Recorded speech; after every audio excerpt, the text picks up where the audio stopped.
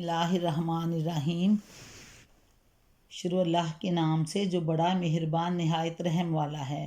علم نشرح لک صدرک، کیا ہم نے تیرا سینہ نہیں کھول دیا۔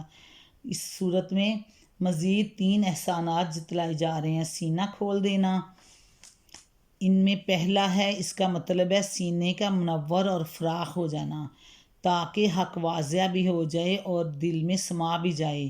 اسی مفہوم میں قرآن کریم کی یہ آیت سورۃ انعام کی 125، جس کو اللہ تعالیٰ نے ہدایت سے نوازنے کا ارادہ کرے اس کا سینہ اسلام کے لیے کھول دیتا ہے، یعنی وہ اسلام کو دین حق کے طور پر پہچان بھی لیتا ہے اور اسے قبول بھی کر لیتا ہے۔ اس شرح صدر میں وہ شق صدر بھی آ جاتا ہے جو معتبر روایات کی روح سے 2 مرتبہ نبی کرم صلی اللہ علیہ وآلہ وسلم کا کیا گیا، ایک مرتبہ بچپن میں جبکہ آپ صلی اللہ علیہ وآلہ وسلم عمر کے 4 سال میں تھے۔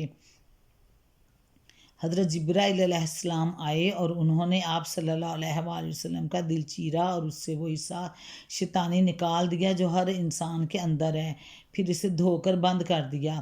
یہ صحیح مسلم کتاب الایمان باب الاسراء اور دوسری مرتبہ معراج کے موقع پر، اس موقع پر آپ صلی اللہ علیہ وآلہ وسلم کا سینہ مبارک چاک کر کے دل نکالا گیا، اسے آب زمزم سے دھو کر اپنی جگہ رکھ دیا گیا اور اسے ایمان و حکمت سے بھر دیا گیا۔ صحیحین ابواب المعراج کتاب الصلاۃ۔ وَوَضَعْنَا عَنْكَ وِزْرَكَ، اور تجھ پر سے تیرا بوجھ ہم نے اتار دیا۔ یہ بوجھ نبوت سے قبل 40 سالہ وہ دور زندگی سے متعلق ہے جس میں اگرچہ اللہ تعالیٰ نے آپ صلی اللہ علیہ وآلہ وسلم کو گناہوں سے محفوظ رکھا، کسی بت کے سامنے آپ صلی اللہ علیہ وآلہ وسلم سجدہ ریز نہیں ہوئے، کبھی شراب نوشی نہیں کی اور بھی دیگر برائیوں سے دامن کش رہے، تاہم معروف معنوں میں اللہ کی عبادت و اطاعت کا نہ آپ صلی اللہ علیہ وآلہ وسلم کو علم تھا نہ آپ صلی اللہ علیہ وآلہ وسلم نے کی، اس لیے آپ صلی اللہ علیہ وآلہ وسلم کے دل و دماغ پر اس 40 سالہ عدم عبادت و عدم اطاعت کا بوجھ تھا، جو حقیقت میں تو نہیں تھا، لیکن آپ صلی اللہ علیہ وآلہ وسلم کے احساس و شعور نے اسے بوجھ بنا رکھا تھا۔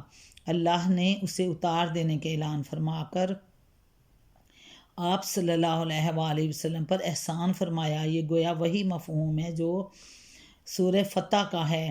بعض کہتے ہیں یہ نبوت کا بوجھ تھا جسے اللہ نے ہلکا کر دیا، یعنی اس راہ کی مشکلات برداشت کرنے کا حوصلہ اور تبلیغ و دعوت میں آسانیاں پیدا فرما دیں۔ الذی انقض ظہرک، جس نے تیری پیٹھ توڑ دی تھی، وہ بوجھ جس نے تیری پیٹھ توڑ دی تھی، یعنی جہاں اللہ کا نام آتا ہے آگے وَرَفَعْنَا لَكَ ذِكْرَكَ، اور ہم نے تیرا ذکر بلند کر رکھا، بلند کر دیا۔ وَرَفَعْنَا لَكَ ذِكْرَكَ، اور ہم نے تیرا ذکر بلند کر دیا، یعنی جہاں اللہ کا نام آتا ہے وہیں آپ صلی اللہ علیہ وآلہ وسلم کا نام بھی آتا ہے۔ مثلا اذان، نماز اور دیگر بہت سے مقامات پر گزشتہ کتابوں میں آپ صلی اللہ علیہ وآلہ وسلم کا تذکرہ اور صفات کی تفصیل ہے۔ فرشتوں میں آپ صلی اللہ علیہ وآلہ وسلم کا ذکر خیر ہے۔ آپ صلی اللہ علیہ وآلہ وسلم کی اطاعت کو اللہ نے اپنی اطاعت قرار دیا اور اپنی اطاعت کے ساتھ ساتھ آپ صلی اللہ علیہ وآلہ وسلم کی اطاعت کا بھی حکم دیا۔ فَإِنَّ مَعَ الْعُسْرِ يُسْرًا، پس یقیناً مشکل کے ساتھ آسانی ہے۔ اِنَّ مَعَ الْعُسْرِ يُسْرًا، بے شک مشکل کے ساتھ آسانی ہے۔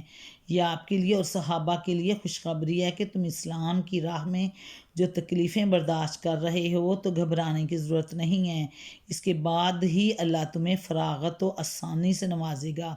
چنانچہ ایسا ہی ہوا جسے ساری دنیا جانتی ہے۔ فَإِذَا فَرَغْتَ فَانْصَبْ، پس جب تو فارغ ہو تو عبادت میں محنت کر۔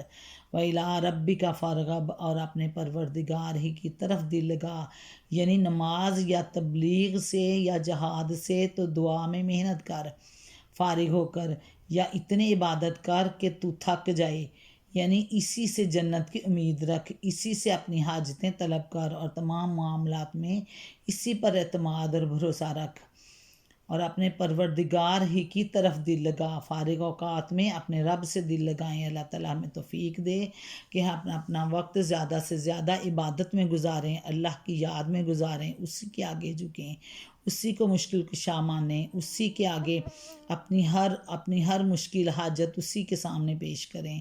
اللہ تعالیٰ ہمیں توفیق دے، دنیا و آخرت میں سرخرو کرے، عزت کی زندگی دے، آخرت میں بھی دنیا میں بھی۔ آخرت میں اچھے ٹھکانے اللہ دے، جنت الفردوس میں اعلیٰ مقام عطا کرے، امت محمد کو اپنے رحمت کے سائے میں ڈھانک لے۔ ربنا آتنا فی الدنیا حسنۃ وفی الآخرۃ حسنۃ وقنا عذاب النار، رب اجعلنی مقیم الصلاۃ من ذریتی ربنا وتقبل دعا، ربنا اغفر لی ولوالدی وللمؤمنین یوم یقوم الحساب۔ اللہ تعالیٰ دنیا و آخرت میں ہمیں سرخرو کرے۔ السلام علیکم ورحمۃ اللہ وبرکاتہ۔